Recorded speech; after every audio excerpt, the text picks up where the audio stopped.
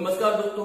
चल ही गया होगा कि जो अधीनस्थ बोर्ड है उसने बहुत सारे एग्जाम जो पेंडिंग थे उनकी जो एग्जाम डेट है वो डिक्लेयर कर दी है। उसी में जो सबसे बड़ी भर्ती है जो पटवार भर्ती है 2019 वाली, उसका भी उसने जो डेट है वो घोषित कर दी है। और खास बात ये है कि पहले ये जो एग्जाम है वो फरवरी में होने वाला था, लेकिन जो बोर्ड ने नई डेट दी है वो जनवरी में है।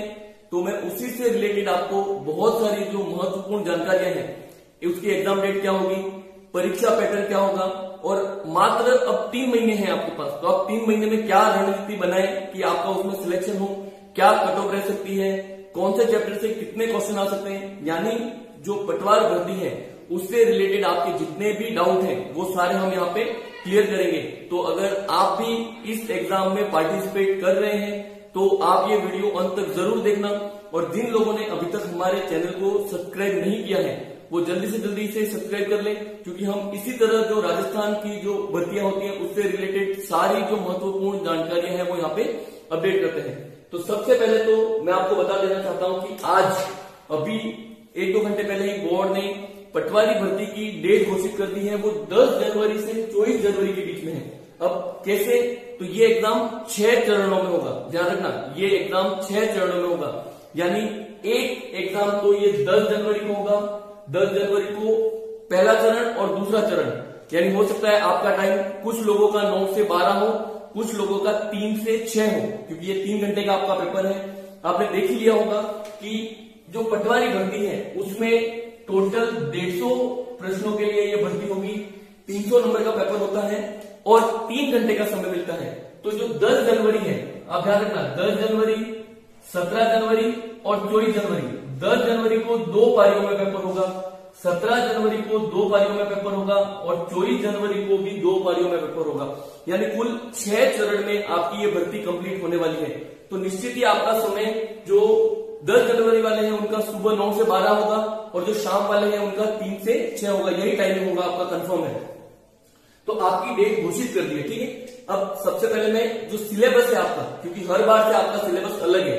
पहले आपके सीधे 3 सब्जेक्ट आती थी मेंस में, लेकिन अब ऐसा नहीं है, ठीक है। तो मैंने यहाँ पे सिलेबस जो उसकी वेबसाइट पे दे रखा है उसी को डिस्कस किया है। पहला है जनरल स्टडीज और साइंस, मैंने ये शॉर्ट में लिखा है, आपने सिलेबस देख ही रखा होगा। अब जनरल स्टडीज और साइंस, इसमें क्या आएगा, ध्यान रखना, मेंस में पहले ये सिलेबस में नहीं था, इस बार ये नया जुड़ा है और सबसे ज्यादा परसेंटेज भी यही है। ध्यान रखना, पहले ये चैप्टर मेंस में, पटवारी प्री में जरूर था, उससे पहले कभी आया नहीं था, और पटवारी मेंस में ये चैप्टर नहीं था। जनरल स्टडीज में आपका जो भारत का इतिहास है, भारत की कला संस्कृति है, भारत की पॉलिटिकल है और भारत की ज्योग्राफी के चैप्टर नहीं दिए लेकिन ज्योग्राफी वर्ड लिख रखा है, उसके साथ करंट अफेयर और जनरल साइंस, यानी ये 6 सब्जेक्ट आपके, ध्यान रखना 6 सब्जेक्ट हैं जिनके आपके कितने क्वेश्चन आएंगे, 38 क्वेश्चन आएंगे, ठीक है। ध्यान रखना 38 क्वेश्चन, ये बिल्कुल बदल गया। वैसे ध्यान रखना, आपके ये 38 क्वेश्चन पहले कभी भी पटवारी में नहीं आए हैं। प्री में जरूर थे लेकिन मेंस में कभी नहीं आए हैं। तो पटवारी की जो मुख्य परीक्षा है जिसका एग्जाम क्लियर करके आपका सिलेक्शन होता हो, तो ये पहली बार ऐड हुआ है। ध्यान रखना क्या क्या है, भारत से related history, art and culture, geography और Indian polity, plus current affair और जनरल साइंस। अब बहुत सारे बच्चे सोच रहे होंगे सर इनका वेटेज क्या होगा, तो देखो मैं आपको सीधे सीधे बता देता हूं। करंट अफेयर, इन 38 प्रश्नों में से कम 10 से 12 प्रश्न, ध्यान रखना, इन 38 प्रश्नों में से 10 से 12 प्रश्न बढ़ जाएंगे, कम नहीं होंगे। करंट अफेयर्स क्या आएंगे, ध्यान रखना, 10 से 12, 15 तक भी हो सकते हैं, करंट अफेयर्स क्या आएंगे, ठीक है। उसके बाद इंडियन पॉलिटी के 5 प्रश्न हो सकते हैं, और नीचे राजस्थान जीके है, राजस्थान जीके में भी पॉलिटी है, यानी कुल मिला के आपके जो पॉलिटिकल साइंस है, ध्यान रखना, कुल मिला के मैं राजस्थान वाला भी ऐड कर रहा हूं और जो इंडिया का है उसमें भी कुछ ज्यादा फर्क नहीं है, इसलिए तो दोनों का मिला के कम से कम 15 क्वेश्चन पॉलिटिकल के होंगे। राजस्थान और ऊपर के जो दोनों की पॉलिटिकल के मिला के आपके 15 प्रश्न होने वाले हैं। तो आप यहाँ पे कम से कम कितने मान लो, 5 प्रश्न, ओवरऑल 5 प्रश्न, ठीक है। उसके बाद जनरल साइंस के भी 7 से 10 प्रश्न, ध्यान रखना, जनरल साइंस के भी 7 से 10 प्रश्न होंगे। और उसके बाद ये जो बाद वाला पार्ट है, भारत की हिस्ट्री, भारत की आर्ट एंड कल्चर और भारत की ज्योग्राफी, उस पोर्शन से कम प्रश्न होंगे, यानी आपके 10 से 12 सबके ले लो, यानी 3-4 हिस्ट्री के होंगे, 3-4 आर्ट एंड कल्चर के होंगे, 3-4 सर ज्योग्राफी अगर आती है तो, क्योंकि वहां पे डिटेल में नहीं दिया, तो यानी ये जनरल स्टडीज के यहाँ पे कम होंगे। ज्यादा मेहनत किस पे करनी है? ज्यादा मेहनत आपको science plus current plus polity, ध्यान रखना, ज्यादा मेहनत आपको इस पे करनी है।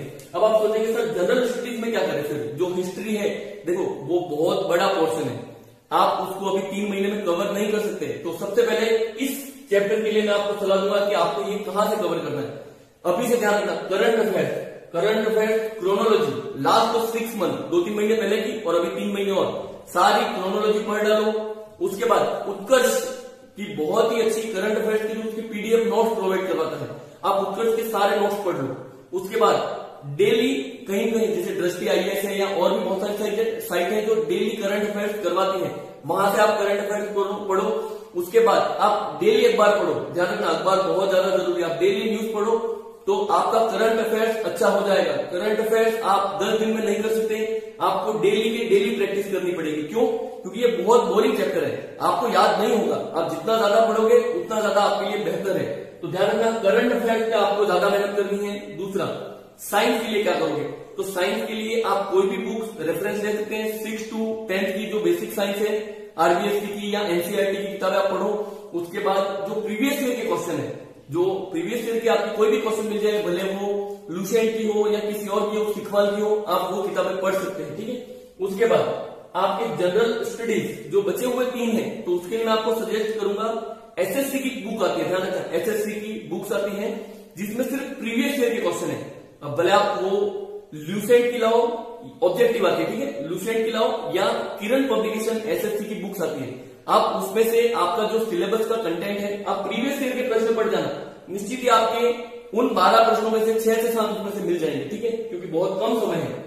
तो आप ध्यान रखना करंट अफेयर साइंस में ज्यादा मेहनत करनी है। पॉलिटिकल के लिए मैं आपको बुक बता रहा हूं, उसके पहले हम राजस्थान जीके पास जाते हैं, ठीक है। राजस्थान जीके के 30 क्वेश्चन आएंगे, ध्यान रखना पहले राजस्थान जीके के 50 क्वेश्चन आते थे, अब कितने हो गए? 30।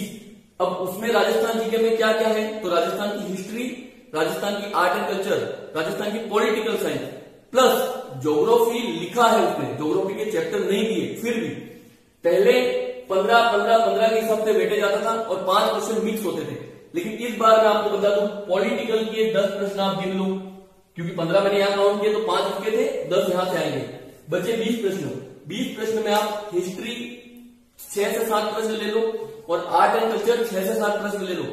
और अगर ज्योग्राफी, क्योंकि उसने नाम तो लिखा है तो क्वेश्चन तो आएंगे, 1-2 क्वेश्चन ज्योग्राफी के आएंगे, तो ज्योग्राफी के भी 3-4 बेसिक क्वेश्चन गिन लो। लेकिन मेन क्या है आपका? पॉलिटी। और जीके के लिए आप कौन सी बुक पढ़ो? तो जीके के लिए देखो अधीनस्थ बोर्ड है, वो मोस्टली दक्ष, इसमें से डायरेक्ट इसके क्वेश्चन आते हैं। दक्ष जो टॉपर चॉइस है, जिसकी मोटी वाली बुक है, आप इसके लिए अरेंज कर सकते हो। राजस्थान जीके के लिए मैं आपको सजेस्ट करूंगा दक्ष, या अगर आप दक्ष नहीं पढ़ सको तो दूसरा मेरे हिसाब से सिखवाल के जो अलग अलग पार्ट आते हैं, ठीक है। सिखवाल बुक बहुत सारों को खराब लगती है, वो आपकी चॉइस है, लेकिन आपको कम समय में अच्छा नॉलेज लेना हो, उसमें कुछ गलतियां भी हैं, तो कोई भी चीज 100% परफेक्ट नहीं होती, तो भी आप सिखवाल के अलग से पार्ट ले सकते हो। साथ में सिखवाल की मानचित्रावली करके आती है, उसको भी आप रिफर कर सकते हो, तो आपके निश्चित ही उसमें से प्रश्न बैठ जाएंगे। तो राजस्थान जीके के लिए दक्ष आप पहले पढ़ना, बहुत ही अच्छी लैंग्वेज है और आपको पढ़ने में भी मजा आएगा उसको, ठीक है। उसके बाद आपकी हिंदी इंग्लिश के 11 प्रश्न आएंगे, देखो 22 सीधे हैं, हाफ कर दो। हिंदी के 11 प्रश्न और इंग्लिश के, अब पहली बात इंग्लिश इस बार नया जुड़ा है, इससे पहले हिंदी के 25 प्रश्न आए थे, अब हिंदी कितनी होगी? 11, यानी आपका हिंदी का वेटेज कम हो गया। हिंदी के लिए आप एनसीईआरटी पढ़ लो, कम समय है, राघव प्रकाश पढ़ने की जरूरत नहीं है, क्योंकि 11 प्रश्न है तो बिल्कुल इजी आते हैं। ज्यादा हाई लेवल में एक प्रश्न के लिए ज्यादा टाइम बिगाड़ोगे कोई मतलब नहीं है। और इंग्लिश के लिए आप किसी भी सर के नोट्स, देखो पहली बार जुड़ी है, अब बहुत सारे लोग इंग्लिश से डरते हैं, तो चाहे तो आप छोड़ दो, मेरे हिसाब से कोई बड़ी बात नहीं है, या तो इंग्लिश आप छोड़ दो या हिंदी के आप एनसीईआरटी पे पढ़ना, ठीक है। मैथ्स और रीजनिंग के 45 प्रश्न आएंगे। फिर से पहले मेंस में सिर्फ मैथ्स आती थी, 50 के 50 प्रश्न मैथ्स के आते थे, लेकिन अब क्या ऐड हो गया? रीजनिंग, और 5 क्वेश्चन कम कर दिए, अब उसने 45 क्वेश्चन कर दिए। अब बच्चों को ये डाउट है कि सर मैथ्स ज्यादा आएगी या रीजनिंग आएगी, क्योंकि बड़ी बड़ी कोचिंग है, वो लोग बच्चों को ये बोल रहे हैं कि रीजनिंग ज्यादा आएगी, मैथ के तो 4-5 प्रश्न आएंगे। तो मैं आपको सबसे पहले बता दूं, बोर्ड ने ऐसा कुछ भी नहीं कहा कि रीजनिंग ज्यादा आएगी या मैथ ज्यादा आएगी। मैं आपको मेरे हिसाब से क्राइटेरिया बता दूं। मैथ्स के हिसाब से मैथ्स के कम से कम 20 से 25 प्रश्न आएंगे आपके, ध्यान रखना। मैथ्स के 20 से 25 प्रश्न आएंगे, कम से कम मैथ्स 20 तो आएंगे ही आएंगे। तो रीजनिंग भी यही ले लो 20 से 25। अब वो बोर्ड पे डिपेंड है, एक तो आगे पीछे कर सकता है। आप ध्यान रखना, इसको कम मत समझना, दोनों बराबर है, मैथ्स और रीजनिंग। और लोगों को लगता है कि रीजनिंग सरल है, तो आपकी गलत फहमी है। रीजनिंग मैथ्स में अगर आप अच्छी तैयारी कर लोगे तो पूरे में से पूरे नंबर ला सकते हो, लेकिन रीजनिंग में आप कभी भी पूरे नंबर नहीं ला सकते। और अगर आपको एग्जाम्पल देखना हो तो ग्राम सेवक की जो 2016 की भर्ती थी, इसी अधीनस्थ बोर्ड ने करवाई थी। आप उसकी रीजनिंग के 15 प्रश्न देख लेना, आपको 10 प्रश्न तो ऐसे मिलेंगे जो बहुत ज्यादा टफ है। तो आप बिल्कुल इजी मत समझना, मैथ रीजनिंग अभी भी आपकी मेरिट बनाएगी। ऐसा नहीं है कि मैथ्स नहीं है, ठीक है। तो मैथ्स के 20 से 25 प्रश्न आ सकते हैं, रीजनिंग के भी 20 से 25 प्रश्न आ सकते हैं। तब रही बात मैथ्स और रीजनिंग कहां से पढ़े। मैथ के लिए रामनिवास मथुरिया या आर.एस. अग्रवाल, दोनों किताबें अच्छी हैं, आप कोई भी रिफर कर सकते हो। ध्यान रखना, मैथ्स प्रैक्टिस मांगेगी, ज्यादा से ज्यादा प्रैक्टिस करो, बहुत सारे क्वेश्चन आप निकालो तो आपके एग्जाम में गलत नहीं होगा। रीजनिंग के लिए भी रामनिवास मथुरिया है, हेराल्ड की बुक है या सिखवाल की बुक है। रीजनिंग में कोई भी बुक ले लो, रीजनिंग में आपको क्वेश्चन से मतलब है, कंटेंट से मतलब नहीं है। ध्यान रखना, सॉल्यूशन नहीं चाहिए। रीजनिंग में आप अपने हिसाब से सॉल्यूशन करो, कैसे भी आंसर लाओ, ठीक है। और मैथ और रीजनिंग में 20 से 25 प्रश्न इसके भी हो सकते हैं, 20 से 25 इसके भी हो सकते हैं। हो सकता है रीजनिंग के 5 प्रश्न बढ़ जाए, मैथ के कम हो जाए, हो सकता है मैथ के ज्यादा है, रीजनिंग के कम आए, कुछ भी फिक्स नहीं है, ठीक है। क्योंकि पहली बार बहुत सारे रीजनिंग ऐसे चैप्टर है जो पहली बार राजस्थान के किसी एग्जाम में आएंगे, उससे पहले आज तक वो बैंक में ही आते थे। और लास्ट कंप्यूटर के 15 प्रश्न, लास्ट ईयर कंप्यूटर के 25 प्रश्न थे, इस बार 15 ही प्रश्न है, ठीक है। कंप्यूटर के लिए ल्यूसेंट, सिखवाल और आरकेसीएल की जो प्रीवियस ईयर की बुक आती है, आप तीनों को रेफर करना। कंप्यूटर के लिए मैं आपको कहूंगा Lucent plus Sikhwal plus RSCIT की जो प्रीवियस ईयर के क्वेश्चन है, आप उसको रेफर करना, ठीक है। मैंने आपको मोटा मोटा बता दिया है कि सिलेबस क्या है। मेरे हिसाब से मैंने आपको बुक गाइड कर दी है, ठीक है। नंबर ऑफ क्वेश्चन तो ये आपके सिलेबस में दिए हैं, और कुछ अपने हिसाब से क्राइटेरिया डिवाइड करने की मैंने कोशिश की है, जो प्रीवियस ईयर के एग्जाम है उनके ऊपर बेस्ड है। अब आपकी रणनीति क्या होगी, तो देखिए आज 30 तारीख हो गई, कल से अक्टूबर शुरू है, 1 अक्टूबर, ठीक है। अक्टूबर, नवंबर, दिसंबर, 3 महीने हैं आपके पास पूरे, और उसमें आपको पता है दिवाली भी आएगी, नवरात्रि भी आएगी, यानी आपके त्योहार वाला सीजन है। तो मैं आपको गाइड करूंगा, ये 10 दिन छोड़ दो, 1 से 10 दिन आप ये रिवाइज करोगे या आप बहुत ज्यादा टेंशन में आ जाओगे, ये वो समय है। तो अगर आप टेंशन में नहीं आओ, आप चाहते हो कि जनवरी के भी 10 दिन आप यूज कर सको, तो मैं आपको सबसे पहले गाइड करूंगा कि सोशल मीडिया से आप दूर हो जाओ। आप जो भी फोन चलाते हो, कुछ और काम करते हो, घर पे काम करते हो, सारे काम बंद कर दो। 3 महीने आपको सिर्फ तैयारी करनी है। ध्यान रखना, बहुत लगन से आप जितना समय दे सकते हो, आप एक दिन में 10 घंटे पढ़ सकते हो, आप एक दिन में 12 घंटे पढ़ सकते हो, आप एक दिन में 15 घंटे पढ़ सकते हो। जितना ज्यादा आप पढ़ सकते हो आप उतनी तैयारी करिए, ज्यादा लोड नहीं लेना है, ठीक है। अब उसके बाद सेकेंड कि हम किस तरह पढ़े, क्योंकि बहुत सारे बच्चों को ये डाउट होता है कि सर हम एक दिन में सारे सब्जेक्ट को कवर करें, या एक दिन में एक ही सब्जेक्ट पढ़े, या एक दिन में 2 सब्जेक्ट पढ़े।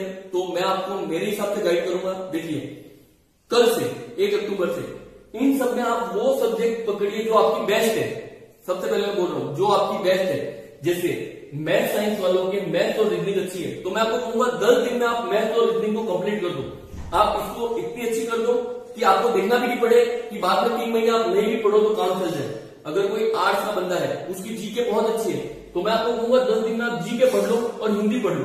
आप हिंदी और जीके वाला पोर्शन अच्छा कर लो, 15 दिन तो बहुत अच्छा कर लो, शॉर्ट नोट्स बना लो कि आपको लास्ट के 10 दिन में ऐसा पढ़ लो कि रिवाइज कर लो।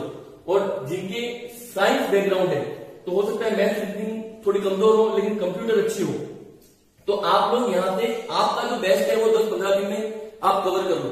अब आप सोच रहे होंगे ऐसा क्यों, सिर्फ आप उसको इसलिए पढ़ो क्योंकि देखो बोर्ड ने अचानक डेट दी है, कोरोना की वजह से कोचिंग भी बंद है, यानी आपको प्रॉपर गाइडेंस नहीं मिल पा रहा है। हाँ, बहुत सारे लोगों ने ऑनलाइन क्लासेस ली होंगी, लेकिन ऑनलाइन क्लास उतना इफेक्टिव नहीं होती है। आपको खुद को भी पता चल गया होगा कि एक ऑफलाइन क्लास और एक ऑनलाइन क्लास में दिन रात का अंतर है। ऑनलाइन क्लास में समझ में नहीं आए टीचर से कोई मतलब नहीं है, वो बस अपना सवाल करके जाएगा। ऑफलाइन क्लास में आपको मोटिवेशन मिलता है, गाइडेंस मिलता है, कोई डाउट हो तो आप हैंड टू हैंड टीचर को पूछ सकते हो, ठीक है। तो अभी क्लास भी बंद है तो तैयारी सबकी बिगड़ी है। तो सबसे बड़ी चीज है आपका कॉन्फिडेंस।